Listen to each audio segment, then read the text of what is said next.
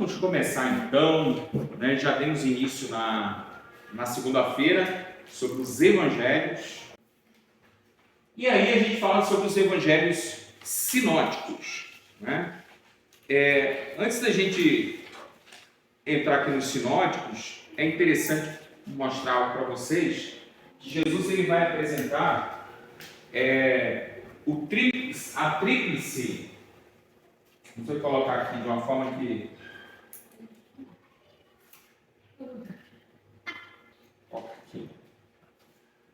você tem aqui, ó, as 3 colunas do ministério de Jesus.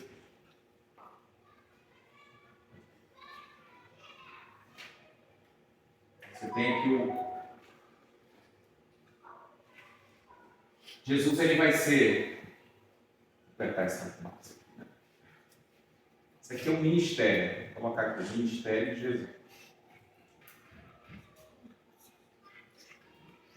Jesus, ele se apresenta. Jesus, eu vou precisar sentar, né? Daqui a pouco. Dolorido demais. Ele é o profeta.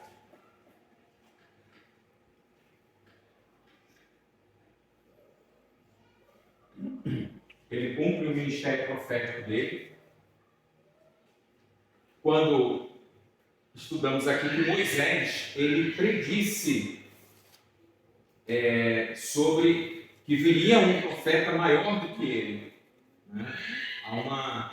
E aí você lê logo em Mateus, no capítulo 5, quando fala sobre o Sermão do Monte, era como se, por que não em qualquer outro lugar? Por que não em Jerusalém esse sermão? Por que não, né, em qualquer outro canto, mas no monte? Né? Porque agora Jesus estava sendo apresentado como um novo Moisés. Moisés recebe as tábuas da lei e apresenta ao povo. Jesus agora apresenta uma lei, vamos se colocar assim, não de uma forma em que o povo compreendesse ao invés de ter que fazer. Jesus ele proclama o Sermão do Monte. E no Sermão do Monte você tem agora o novo Moisés, o profeta. Se quiser anotar uma referência aqui, lá em Hebreus, no capítulo 1, versículo 1 e 2. Alguém pode ler para a gente? Hebreus capítulo 1, versículo 1 e 2.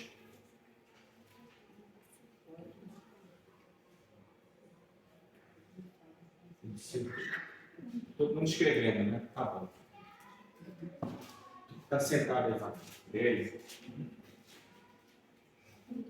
Hebreus 1 e 2. Capítulo 1, versículo 2. 1 e 2. É o capítulo 1, versículo 1 e 2. Então tá lendo, Hebreus 1. Antigamente, Deus falou muitas vezes e de muitas maneiras aos pais, pelos profetas. Mas nesses últimos dias nos falou pelo Filho, a quem constituiu o herdeiro de todas as nações e pelo qual também fez o universo. Então ele fala por meio do Filho, né? Lembra que eu já falei isso para vocês, que Jesus ele é a manifestação de Deus. Então, lá no princípio a gente viu sobre isso, né? A criação, os 3 presentes na criação. Jesus é o haja de Deus. Então, João capítulo 1 completa essa referência. Então ele é o profeta. Aí nós temos também o ministério sacerdotal. Sacerdote.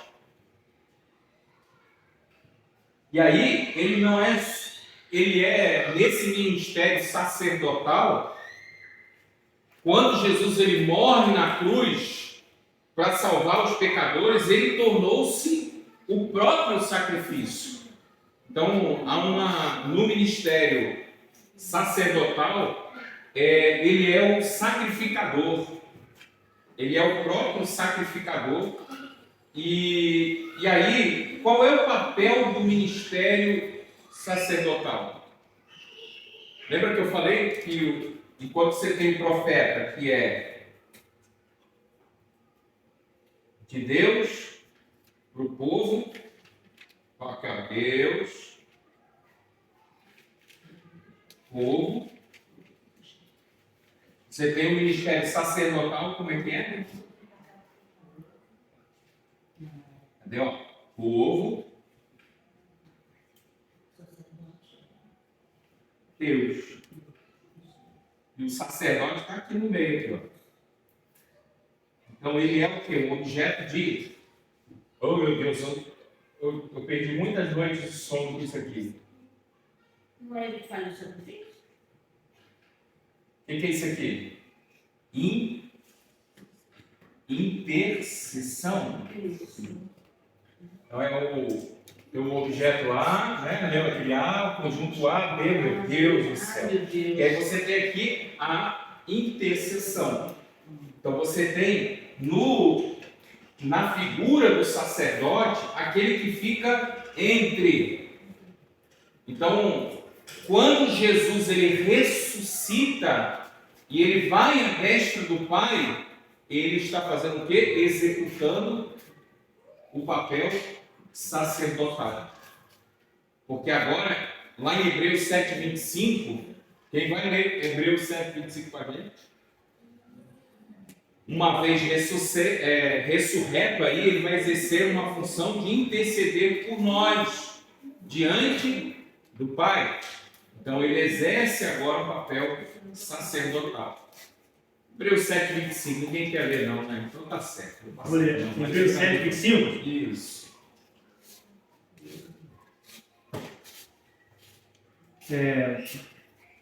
Por isso também pode salvar totalmente os que por ele se aproximou de Deus, vivendo sempre para interceder por eles.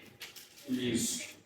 E tem outras passagens, eu só coloquei 7:25, mas que as nossas intercessões muitas vezes são usadas, chegam como gemidos inexprimíveis a Deus. Então há um ministério sacerdotal em evidência, não é? Ele é o nosso advogado lá nas cartas de João, não é? Ele é aquele que intercede por nós diante do Pai. E também ele vai exercer o papel de rei. Em sua primeira vinda, Jesus ele vai ser rejeitado, né? Ele vem como ovelha, muda para um matador. Mas ele, na segunda vinda, da qual nós estamos, né, aguardando, ele vem como um rei ressurreto para trazer a salvação ao povo de Israel, né? Então nós temos aqui a igreja sendo arrebatada, e aí após a grande tribulação ele volta como um rei, né? Um rei poderoso.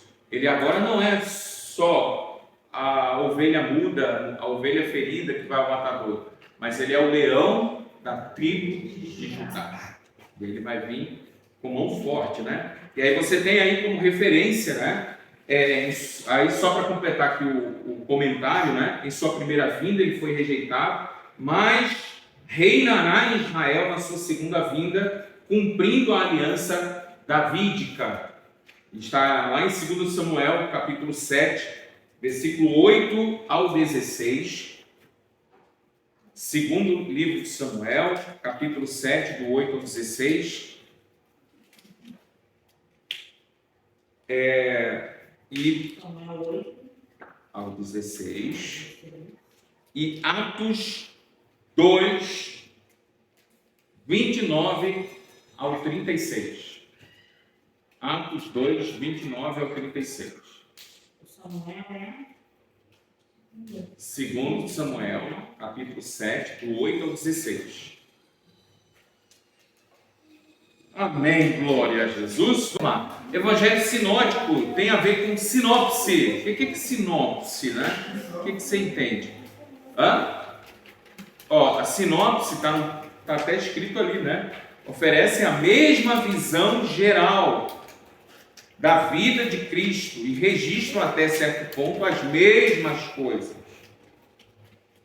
Então ele passa uma visão geral, uma perspectiva daquilo que eles viram sobre o ministério de Jesus ou que alguém relatou sobre ele. seguindo aqui, ele diz assim: não é necessário, porém, pensar que Mateus, Marcos, Lucas citaram os evangelhos uns dos outros, ou que fizeram qualquer uso deles. Por que eu coloquei essa informação aqui? Porque existe uma ideia, né? Alguns historiadores apontam que Mateus teria sido servido do evangelho de Marcos. Lembra que Marcos vem primeiro que Mateus, né?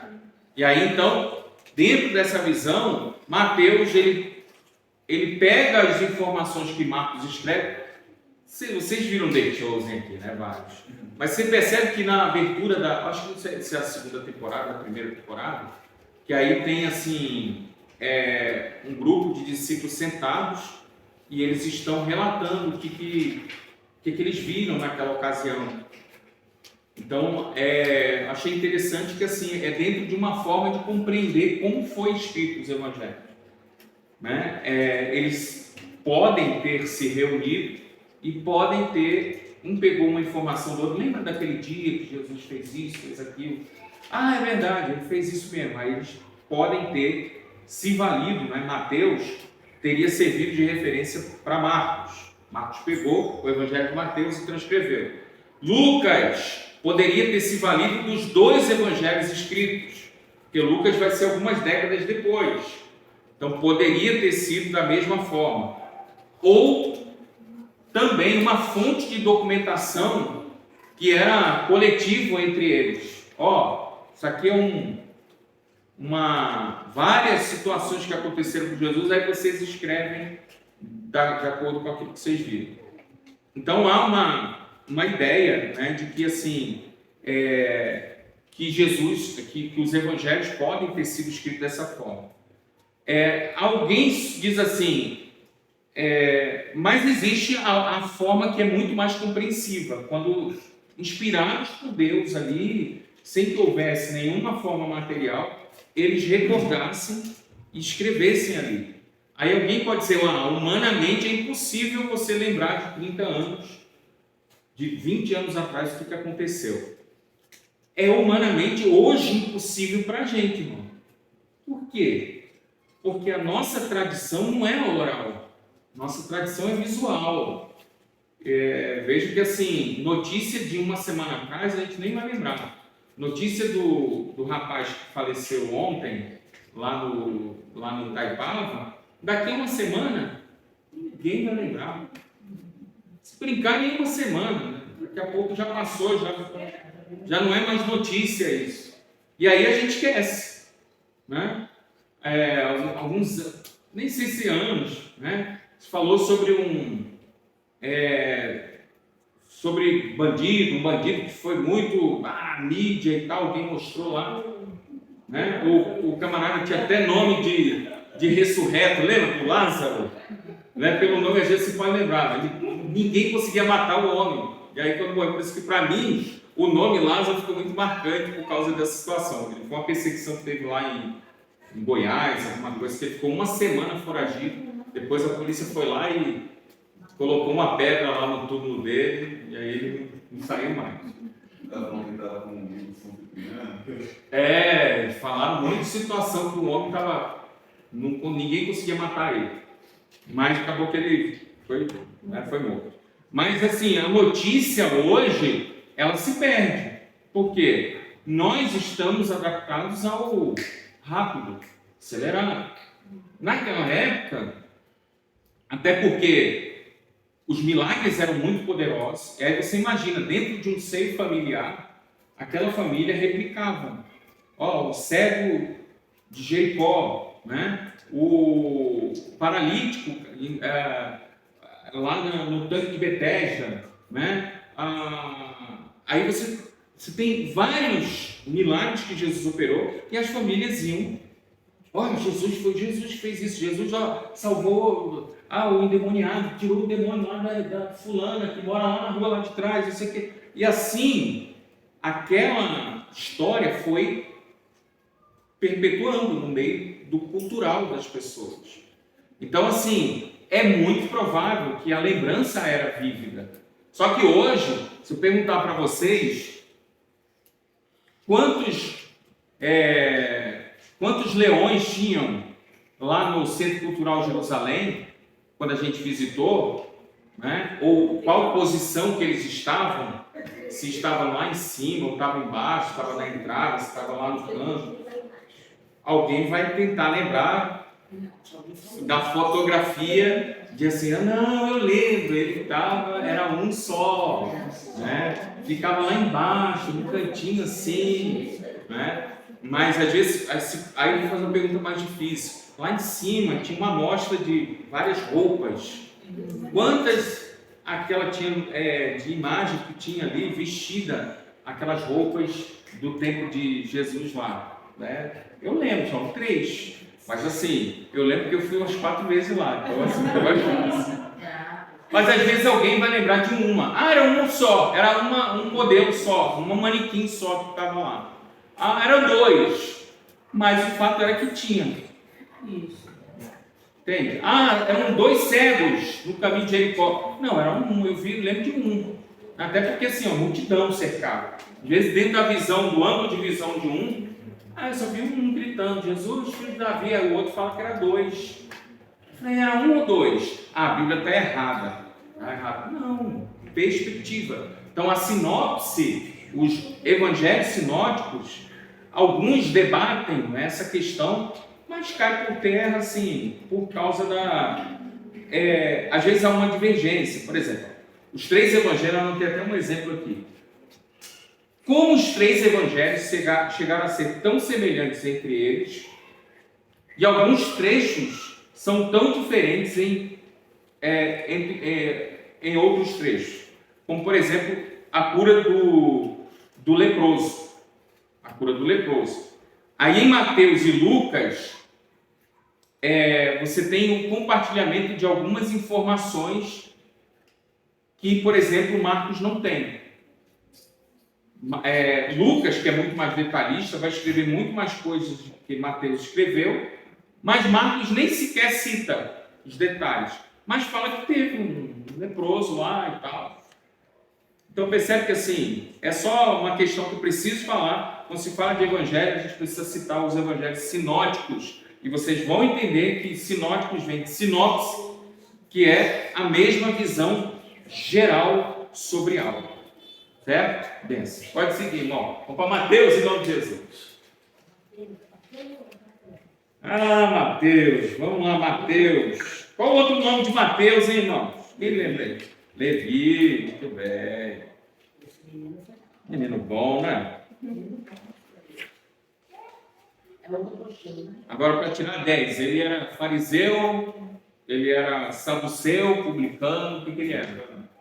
Publicano, muito bem, publicano. 10. Isso aí. Vamos lá então para o Evangelho de Mateus. Vou falar um pouco sobre esse Evangelho que foi escrito 28 capítulos. Né? São 28 capítulos que vão trazer aí, é o maior de todos os Evangelhos, né? Um cuidado especial para que os judeus pudessem acessar de uma forma muito clara o Evangelho de Mateus, 28 capítulos. Ele está escrevendo para cristãos, né, como já falei aqui, de origem judaica, e apresenta Jesus como Messias. Lá em Mateus 16, ele é apresentado como Cristo, o Filho do Deus vivo. Então, Mateus 16 chama a atenção a respeito disso. Autoria e data, Mateus embora, né? Só um detalhe que a gente vai perceber que, embora o autor não apareça identificado como autor, ele sendo o próprio autor, você não diz assim, eu, Mateus, escrevo sobre... Não. Mas os pais da fé, né? Você tem os pais da igreja, né? Lá no primeiro século, registram em outras referências extra-bíblicas que Mateus é o autor desse livro. Então você, apesar de não ter Mateus como o dito ali, né? Como identificado, mas os pais da igreja, né, a partir de cerca de 130 depois de Cristo, vão atestar que Mateus aí é o evangelho que foi escrito por ele mesmo. Provavelmente aí entre 70 e 90, e aí o Barão deixou o piloto automático ali, irmão. Mas eu vou aproveitar para escrever um negócio aqui. Só encontrei, foi na... Deixa eu ver se eu tenho alguma coisa para... eu tenho aqui. Tem uma touca lá no trabalho. Lá. Vai ser ela, vai servir como... Ótimo, excelente. Aí, veja bem. Se eu disser para vocês que os discípulos de Jesus... E aí a gente vai... Vamos falar aqui dos discípulos de Jesus. Tem um papelzinho aqui, no cantinho. Quem são os discípulos de Jesus? Vamos listar eles aqui? Simão Pedro, mais famoso, e por isso que o nome dele é Simão, né? Simão é famoso, o significado. Aí Jesus, quando chega para ele, Simão, tu está se enchendo demais, né? Tu está inflando demais, eu vou te chamar de Pedrinha, né? Por isso que o nome dele é Simão Pedro, né? Jesus passa a chamá-lo de Pedro apenas, né? É aquela passagem lá em Mateus 16, 18, né? Que Jesus tem aquela fala, que eu já comentei isso com vocês. Eu vou colocar aqui, discípulo de Jesus, só uma informaçãozinha. Discípulo de Jesus, Pedro, né? É um trocadilho, e aí ele é o Pedrinha. Enquanto Jesus é a rocha, né? Depois nós temos aqui André. André é quem? Irmão de Pedro. Irmão de Pedro. Ele era contador, né, irmãos? Não, pescador. Ele era pescador junto com o irmão dele. Então, André, irmão de Pedro, pescador. Que mais aqui? Tiago, aí tem dois. Vou prestar atenção agora nesse Tiago aqui, Tiago, que era filho de Zebedeu.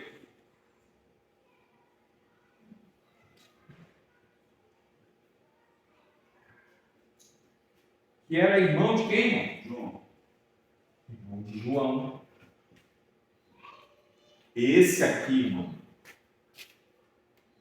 era o Tiago maior, tá? Chamado maior. Aí lá no leitoso coloca um cara grandão, né? Eu não posso afirmar se era por causa da estatura dele.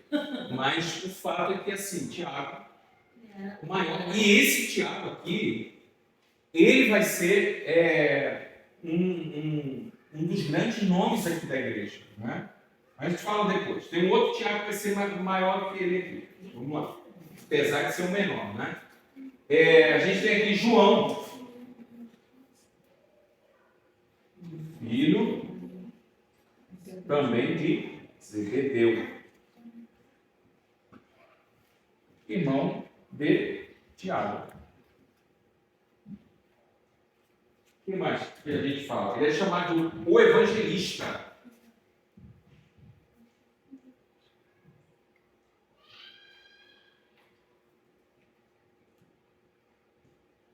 Escritor, né? Vai escrever as cartas. Você tem também Apocalipse, que vai ser escrito por João. O Evangelho de João também. Esse é o João. Você tem aqui Filipe. Filipe tem outro nome. Não, Filipe é Filipe mesmo. Deixa eu.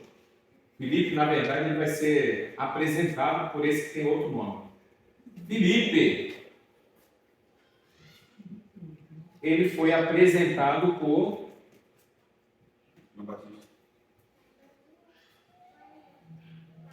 Na verdade, desculpa, irmão, ele não é apresentado, ele apresenta, perdão. Ele apresenta na Natanael. Ele apresenta Natanael para Jesus.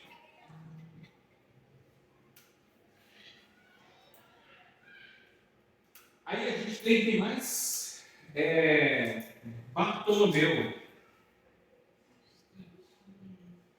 Quase ninguém fala do Bartolomeu, né? Por quê? Porque ele tem outro nome. E é aquele Natanael. Ele também é chamado de Natanael. Bartolomeu. Também é conhecido por Natanael. Entenderam aqui, né? Eu vou colocar aqui. Também conhecido.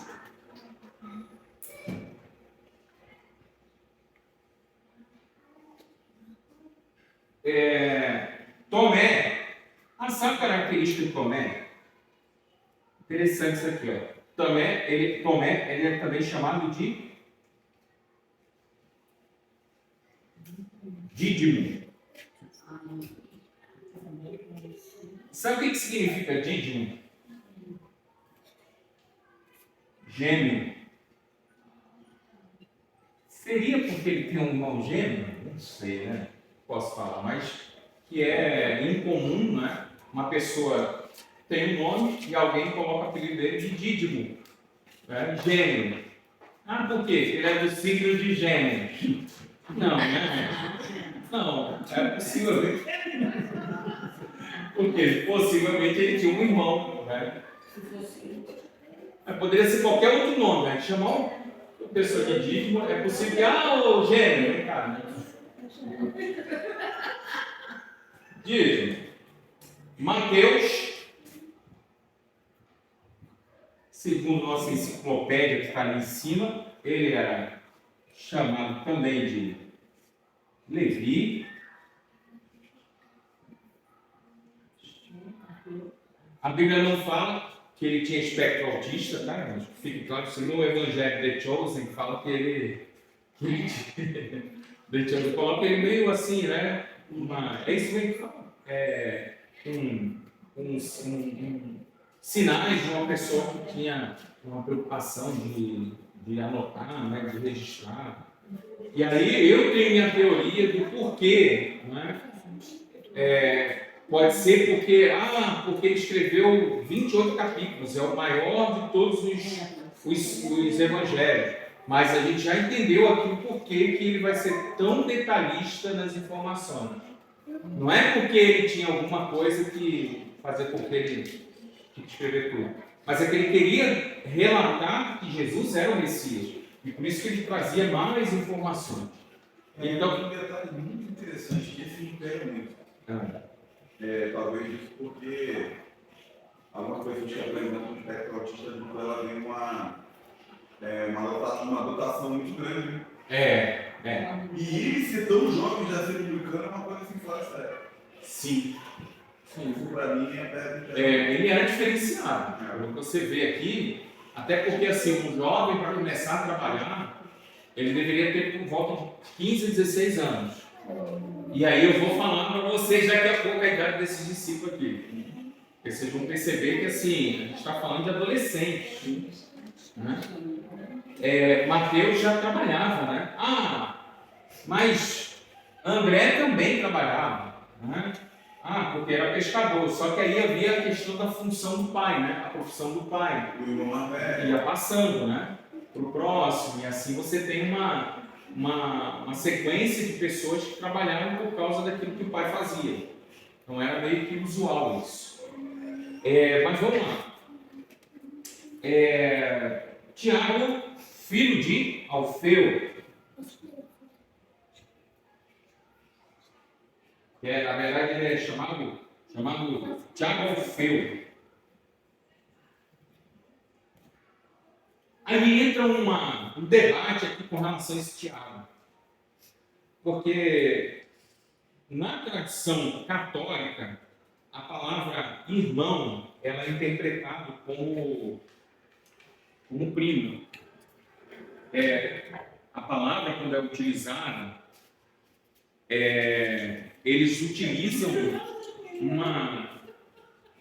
Calma. Estou tentando ajudar. É que eu tô vendo a irmã ali também quebrando o pescoço ali. Você olhou pra mim, a gente não falou nada. Eu não falei nada, não. Eu nem precisou, né? O corpo falando.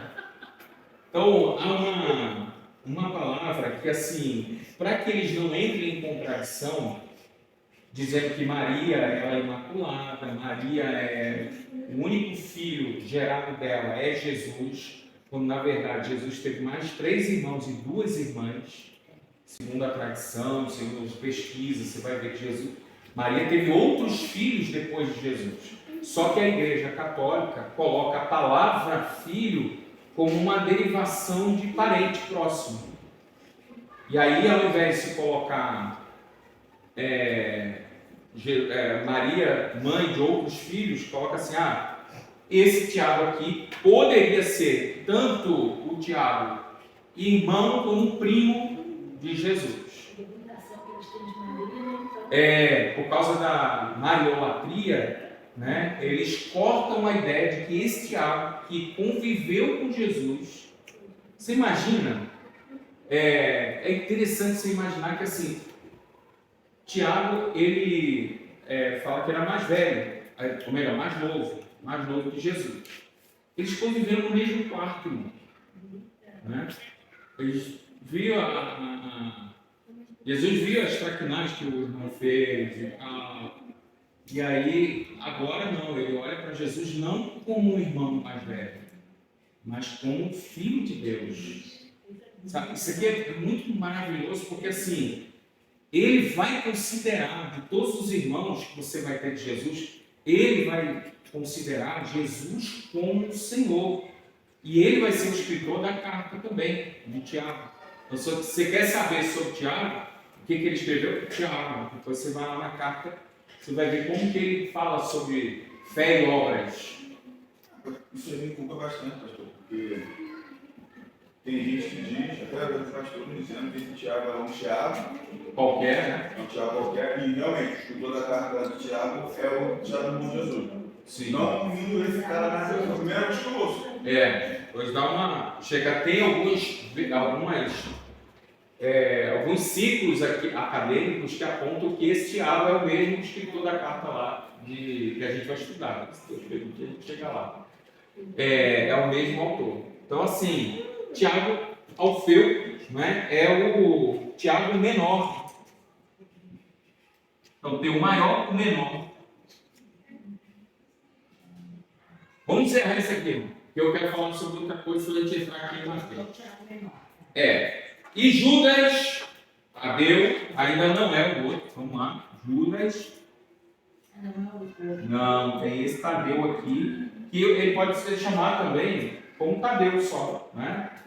Ou Judas Tadeu ou Tadeu é chamado. Esse aqui é o menos conhecido, né? Perguntar assim, eu lembro de Judas Tadeu, a gente não vai lembrar. Judas Tadeu, Simão, e acabou a página aqui, né? Aí a gente tem o Simão Zelote.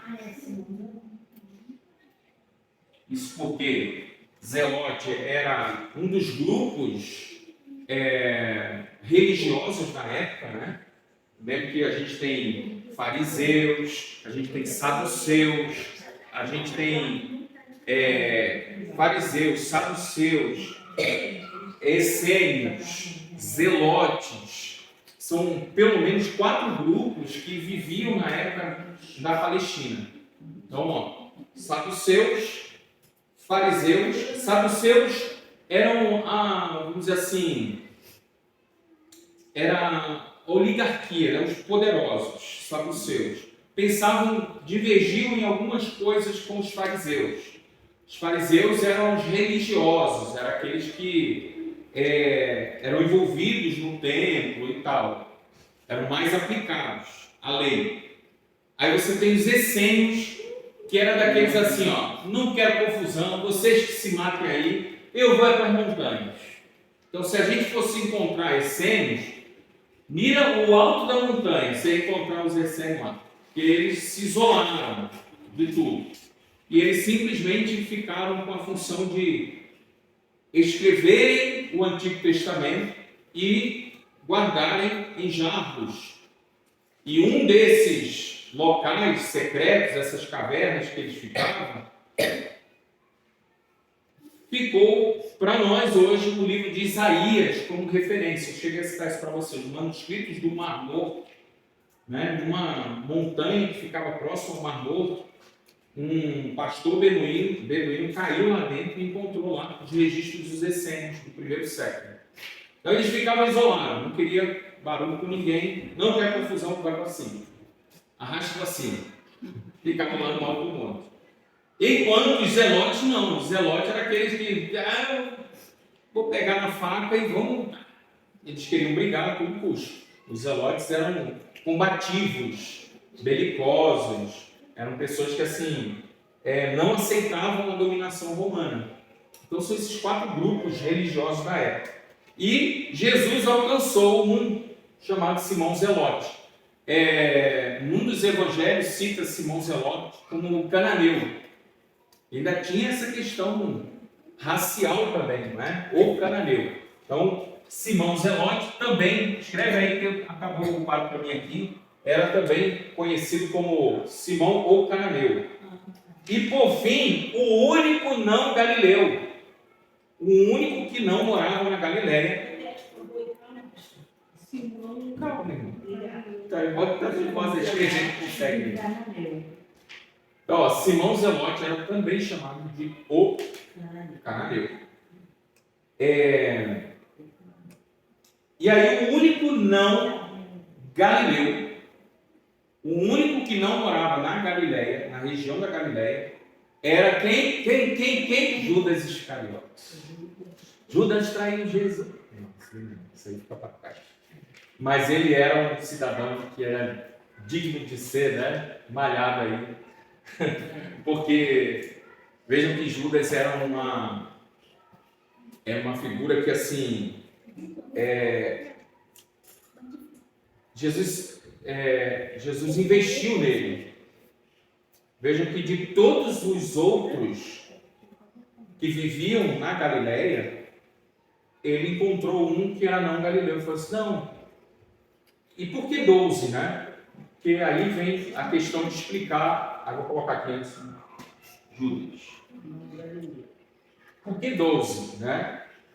Para se o rabino, ele ser um rabino, ele tinha que ter 12 discípulos, pelo menos, e ele tinha que ser maior de 30 anos. Então, o rabino, que era rabino, ele tinha que ter uma turma de 12, e aí vem, né, 12 meninos, porque o Bar Mitzvah, até hoje os judeus comemoram essa data, né? Essa data não, é uma cerimônia de um garoto de 12 anos, que é a passagem, né, para uma responsabilidade dos 12 por 13 anos. Então, quando o garoto está para completar 13 anos, com 12 anos de idade, ele faz essa passagem. Então, logo em seguida, o rabino, ele escolhe os seus discípulos. Então, não foram aleatório. Jesus foi lá, escolheu, estava tirando a rede e tal, limpando a rede. Vem cá, eu quero você vai ser meu discípulo e tal. Não era algo fora do comum, era comum, era usual o rabino escolher os seus discípulos.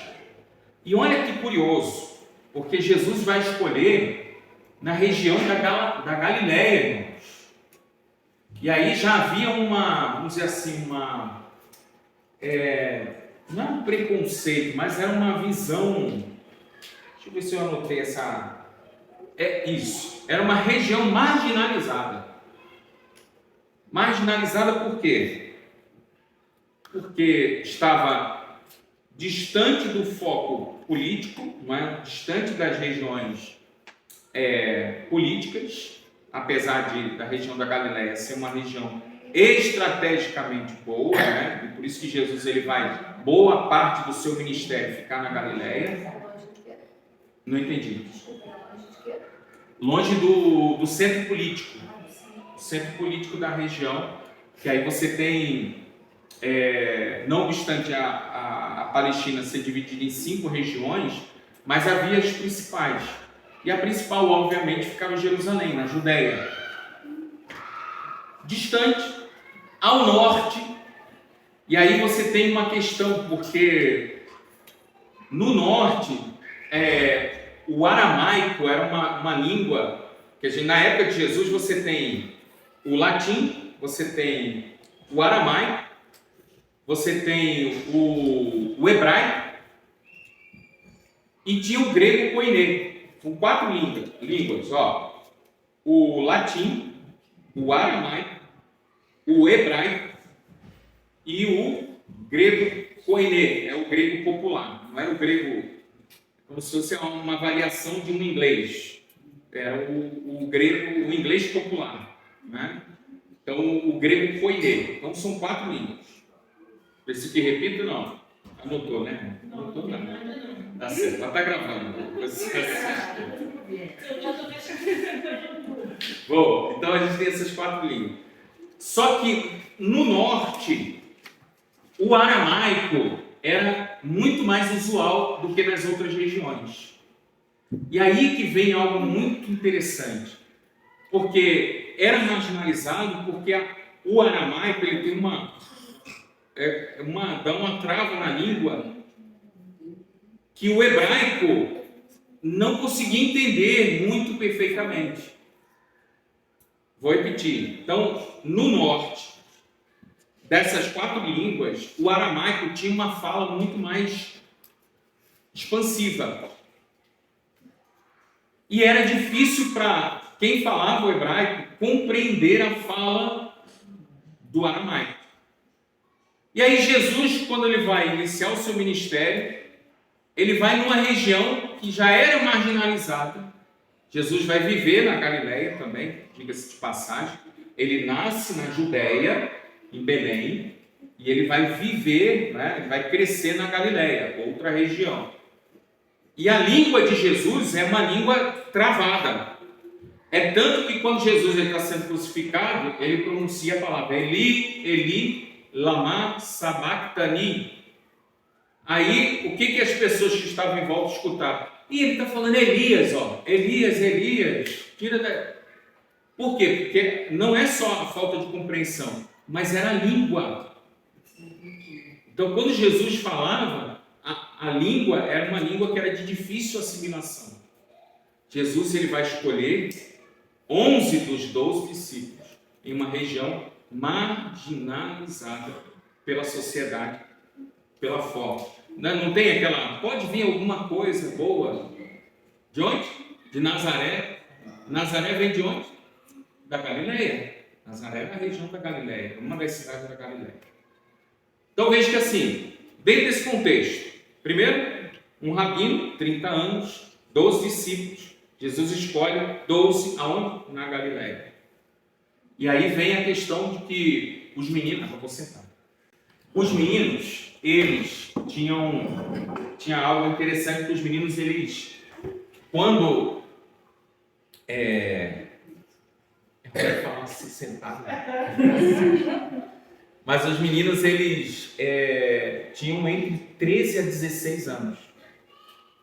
Então, quando Jesus vai pegar eles, aí você consegue compreender quando, naquela cena, que a mãe vai pedir terceiro. Você imagina, os camaradas tudo grandão, aí vem a mãe, Jesus, coloca meu filhinho, o João tudo barbudo, tudo... Não, era adolescente, eram novos, meninos novos. Aí por isso que você consegue compreender que era uma mãe preocupada com o futuro das crianças. Outro detalhe para você corroborar com isso aí, além dessa cultura do bar mitzvah, né, que é essa transformação de 13 a 15 anos, aí tinha um detalhe, era entre 13 e 15 anos o rabino tinha que escolher os meninos. Então, por isso que assim, você tem uma variação. Não era que todos eram 13 anos, todos tinham 13 anos.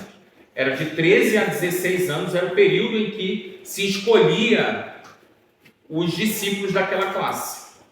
Então, você vai ter alguns discípulos que poderiam ter idades variadas, mas não ultrapassar 16 anos, salvo Pedro. Pedro era o mais velho. E aí você tem 2 provas na Bíblia de que Pedro era o maior de idade. Era maior de idade e possivelmente ele era o mais velho de todos. Por quê? Êxodo 30, versículo 11 ao 14. Quem pode ler para mim? Êxodo 30, do 11 ao 14. Então, Êxodo 30, do 11 ao 14. Quem achou? O Senhor então disse a Moisés: quando você fizer o recenseamento dos israelitas, cada um deles terá de trazer ao Senhor os preços pelo resgate por sua vida sem contar. Dessa forma, nenhuma praga virá sobre eles quando você os contar. Cada um licenciado contribuirá com meio ciclo, com base no peso padrão do santuário, com 20 géneros. O meio ciclo é uma oferta ao Senhor.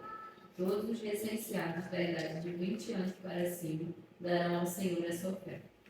Então, precisava-se pagar um tributo quando alguém ultrapassasse a idade de 20 anos, pela lei judaica. Quando Jesus ele vai pescar, lembra da pescaria? E o que vem na boca do peixe? Uma moeda, perdão, né? O que ele diz para Pedro, que estava do lado dele? Vai e paga.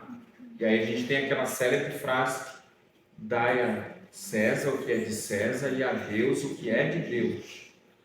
Era um tributo, era um imposto para quem alcançava 20 anos de idade para cima. O único, aí você diz assim, mas peraí, qual é a prova que os outros não tinham? Por que Jesus ia privilegiar somente um dos discípulos em detrimento aos outros? Tinha que ter o quê? 12 pedras na boca do peixe. O peixe ia morrer entalado com 12 pedras. Então você só vai ter as pedras, uma pedra que deveria ser paga por alguém que tivesse 20 anos acima. Então você tem Pedro, mas tá bom, ainda não ficou muito claro. Aí a gente tem o fato de que um jovem, para se casar, ele tinha que ter uma idade mínima de 18 a 20 anos. Era a idade usual dos casamentos judaicos. Pedro vai fazer oração por quem? Pela sogra dele, né? Aí a gente conhece que Pedro está casado quando ele vai orar pela sogra, né? Então que bênção, né? Quando você for lembrado de casado é a tua sogra, né? Senão foi lembrar, Pedro só foi citado que ele era casado quando ele vai orar pela sogra dele, né?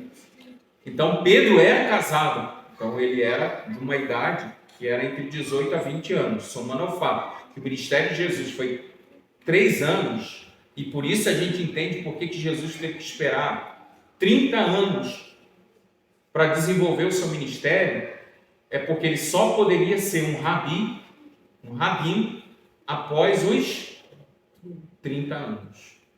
Então ele não poderia executar o seu ministério antes dos 30, porque ele era o mestre, ele era o rabi, ele era o rabino, e só poderia formar uma turma depois de 12, com 12 discípulos, depois dos 30 anos.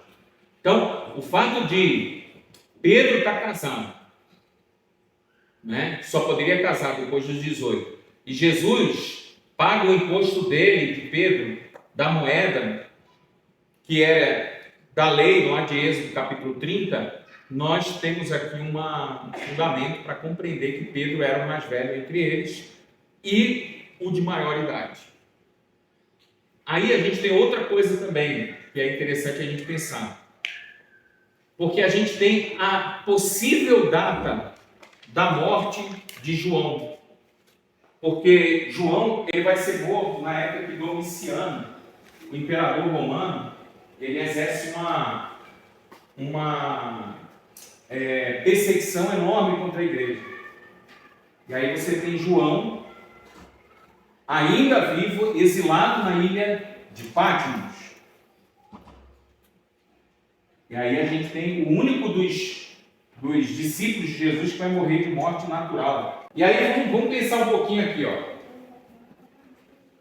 Então você tem aqui, vou colocar aqui, o ano, o evento e a idade. Certo? Então aqui, João. Vou contar a história de João. Idade em cima, ano embaixo. Então aqui é o ano da morte e crucificação de Jesus, 33. né? Depois de Cristo aqui. 33, vamos contar que o menino tenha saído aí da escola 13 anos, 3 anos, ele estaria com 16 anos aqui, ó. Está me acompanhando aqui, irmão? Entendeu? 3 anos do ministério de Jesus, 30 anos, 33, passaram aqui 3 anos, ele teria aí por volta dos seus 16 anos de idade.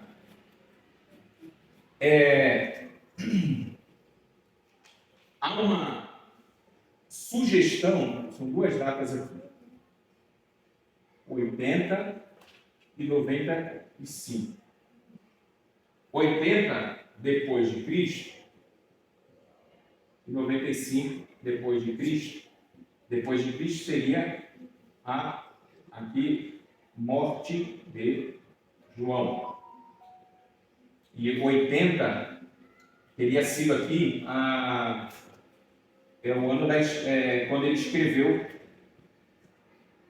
uma das formas de compreender, né? Que ele tem escrito aqui o Evangelho.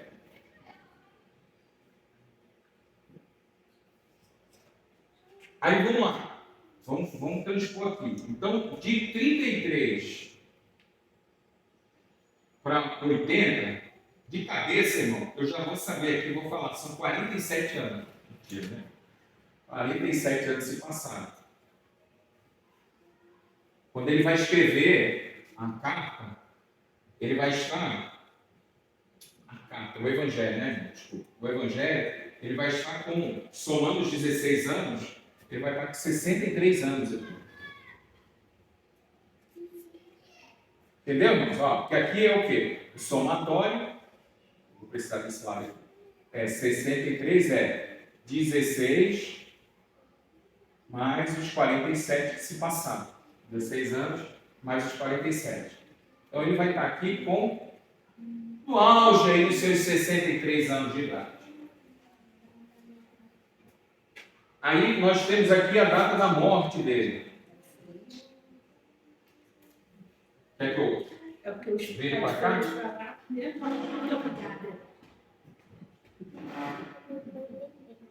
Às vezes é um reflexo também, né? É o reflexo.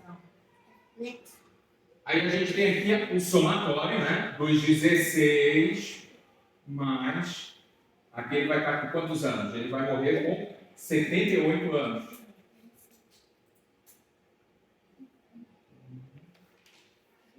Porque aí vai ser os 16 mais os 62 anos que se passaram. Aqui é mais 62 anos. Entendeu? Ó, Ela morreu com 78 anos. Exatamente, mais 62.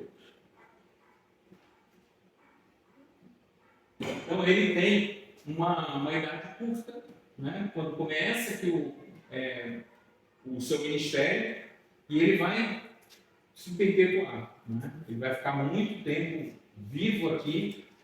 Vocês entenderam isso aqui, irmãos? Sim. Né? Eu acho que ajuda a gente a compreender, né? Que eu já falei tudo que eu precisava falar aqui sobre essa questão das idades dos meninos, daqueles discípulos. Isso aí, irmãos, faz com que a gente compreenda muita coisa. Quando a gente entende que se tratava de adolescente, aí, irmãos, começa a entender assim, o medo deles no meio da tempestade. É um fantasma. Né? O receio com o endemoniado de Gadara. Né? Eles experimentarem coisas, a inexperiência de Tomé, mesmo que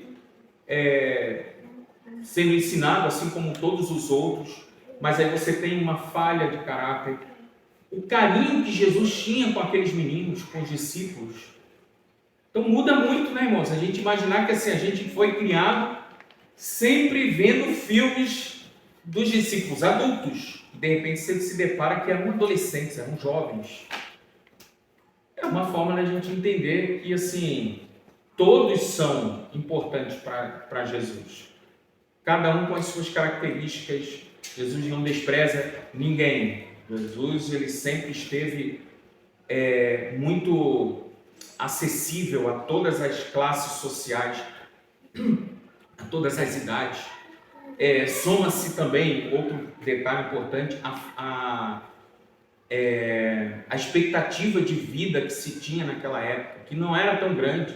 A gente imaginar que 50 anos era uma pessoa que já tinha vivido muito e já estava muito satisfeito com 50 anos de idade, né? Não, graças a Deus que ainda não, né? Porque ainda falta 5 anos para chegar lá, né? Mas assim, você imagina que 50 anos era algo... Porque você tinha vários tipos de... Você já percebeu quantas pessoas eram doentes ali, meu Deus do céu, né? Jesus andava, era um que era leproso, outro aleijado, outro cego, outro manco, outro não sei o quê. 35 milagres que os evangelhos citam, né? Então, 35 milagres. Então, Jesus teve muito trabalho, né? 35 são citados. Então, tinha todo tipo de gado, surdo, mudo, né? Algumas classes aí de doenças que são citadas aí no Evangelho. Acho uma coisa, só uma dúvida aqui que eu estava pensando, estava analisando, por exemplo, Jesus subiu um monte, né? Orou a Deus e Deus deu os discípulos, né? Aí ele desceu e passou por alguns e falou assim, venha. Chamava eles, né? Largava tudo. Mas isso foi automático ou ele já vinha trabalhando com ele? A Bíblia não traz Eu fico pensando... algo detalhado né? sobre isso. Mas como a gente entende que Jesus ele não veio para quebrar a lei, para cumprir a lei, eu vejo que assim, ele cumpriria a lei em todos os sentidos. Leis não são só regras, mas são princípios. E aí, possivelmente, quando ele vai segue-me, eles seguiram, mas obviamente que eles tinham responsabilidade com seus pais, né? Possivelmente eles precisariam de uma autorização dos pais. Hoje tudo seria muito complicado. Ele já vinha trabalhando já antes, né? Pode ser. Pode na parte ser. espiritual, eu quero dizer também na parte espiritual. Sim. Porque, olha para ele e segue. Eu vou chegar para o meu irmão, segue Jesus. Eles podem ser que eles já conheciam sobre Jesus, já ouviam sobre Jesus, e aí quando Jesus passa, eles automaticamente associam Jesus ao mestre, ao rabi, e poxa, ele me escolheu.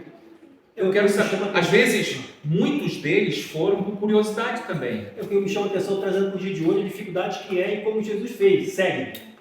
E eles marcaram tudo, gente. E foram. O leva 3, 4, 5 anos, 10, e ele chegou, segue. E foram. Autoridade, é uma autoridade respaldada pelo seu comportamento, pela sua forma de vida, né? Por aquilo que se falava a respeito deles, né? Muito fala, da vida mais curta, e também acreditava que não é que acreditava, não existe adolescente no período bíblico. Não é adolescência como hoje. Exatamente. Tanto é que a gente, outros que dizem que também era um adolescente, acredita-se que Lázaro também era um adolescente. Sim. Acredita-se que Lázaro também era muito novo, por ele morar em terra irmãs, e tal, não estava preparado, não estava tudo marcado, a Bíblia não cita nenhuma comprometida para ele, e tal. Sim. Ele é muito novo também, não tinha a menor idade. Séculos e séculos antes, você tem, por exemplo, Davi também, já trabalhando, né, bem novinho, mas seguindo a profissão do pai, né, como um pastor das ovelhas. E nesse caso do pastor Rogério, eu acho que é mais... A hora, né, irmão? Eu acho que é mais pela reputação de Jesus, né? Porque eles já conheciam Jesus. Isso. Eles já viam Jesus como um rabino mestre. Eu acho que foi mais por isso, né? Exatamente. Então, quando Jesus fala, segue-me, eles ali já tinham lido Jesus completamente. Eles sabiam que eles estavam seguindo o mestre, que levaria eles para o caminho da salvação. Exatamente.